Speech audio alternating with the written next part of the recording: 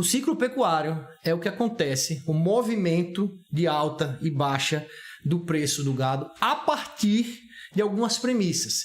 E a principal premissa que rege todo o resto é a retenção das fêmeas em fazendas de cria, que é o coração do sistema, são a fábrica de fazer bezerro, a vaca dando à luz ao bezerro, são as máquinas na fábrica, base, a indústria de base da pecuária é uma fazenda de cria.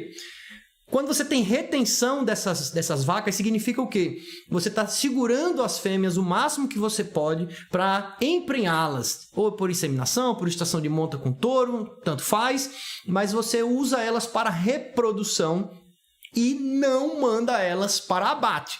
Porque sim, boa parte do que vai para o frigorífico consiste de fêmeas. Tá? Tanto fêmeas que não têm qualidade suficiente morfológica, racial, genética para estar numa cria, ou porque simplesmente é uma decisão econômica do dono da fazenda.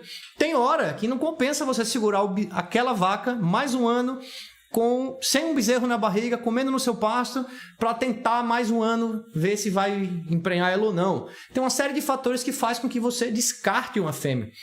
E é isso que vai reger todo o resto, tá?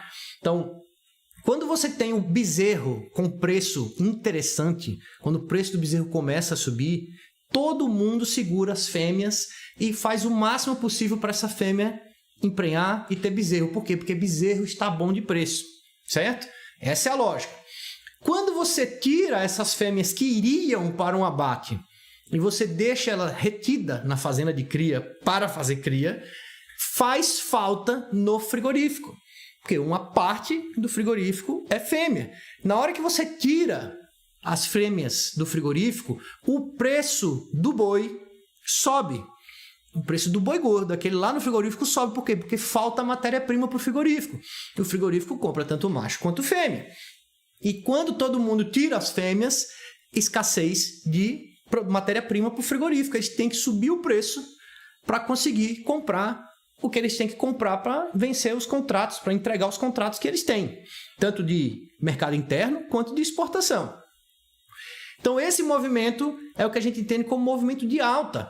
É quando você segura fêmeas, porque o bezerro está valendo bem, então o preço do bezerro subiu, você segurou a fêmea e você provocou a falta na cadeia, né? Então começa a faltar boi magro, começa a faltar boi gordo, e isso gera ali o movimento de alta. Só que alguns anos depois, uma vaca, até você inseminar ela, nascer o bezerro, você desmamar esse bezerro e vender, quase 2 anos. Então, 2 anos de retenção, todo mundo segurando fêmeas, começa em algum momento a ter mais bezerros no mercado do que o mercado quer comprar. E o preço do bezerro começa a cair. Esse é o começo do ciclo, ou apontando o ciclo de baixa da pecuária. Quando o bezerro começa a sobrar e aí começa a cair o preço do bezerro. Quando começa a cair o preço do bezerro, a turma começa a fazer o que com as fêmeas? O cara faz uma conta. Engordar essa fêmea e mandar para o frigorífico versus segurar ela na fazenda para daqui a 1 ano eu ter bezerro e daqui a 1 ano e meio, né? E mais ou menos acontece, eu tenho um bezerro desmamado. Tem hora que você faz a conta e fala, é melhor mandar ela para o frigorífico. Porque lá na frente, o custo que eu vou ter para carregar ela até lá e vender o bezerro nesse preço não está compensando, mandar ela para o frigorífico. E aí começa a ter, de novo, bastante oferta de fêmeas no frigorífico, o que derruba o preço do boi gordo. Porque o boi gordo só tem uma finalidade, carne. O boi gordo não serve para outra coisa. A vaca ainda cria. A vaca tem 2 saídas, certo? Então o ciclo de baixa é quando você começa a ter o bezerro valendo menos, todo mundo mandando as fêmeas para o abate, e aí o boi termina de completar essa pernada aí, caindo o preço, perdendo o preço. Tá? Então, essa é a gangorra, que é mais ou menos assim, ó, 3 anos subindo, 3 anos descendo, 3 anos subindo, 3 anos descendo. É mais ou menos isso. E isso acontece desde que fazem contas e anotam, né, esse resultado de preço de boi e correlação entre preço de reposição, preço de fêmeas indo para abate. Então vamos lá. No último ciclo de alta foi 19, 20, 21 e 22, tá? Então, lembro bem que em 2019 a gente tinha o boi gordo na casa dos R$150 e um bezerro na casa dos R$1.500. Isso aqui em São Paulo, tá? Aí pro resto do Brasil você calcula teu preço aí, que você deve lembrar disso. De repente, no finalzinho do ano, entrou a China comprando forte e o preço do gordo disparou e o preço dos bezerros dispararam em seguida, né? Então, quando subiu de 19 para 20, o negócio já subiu bastante, já foi para R$250 o gado gordo e o bezerro já foi para mais de 2.000. Foi para 2.000, 2 e pouco. Isso já foi uma pancada. De 20 para 21, outra pancada para cima. Aí a gente começou a ver a arroba acima dos R$300 e o bezerro acima dos R$3.000.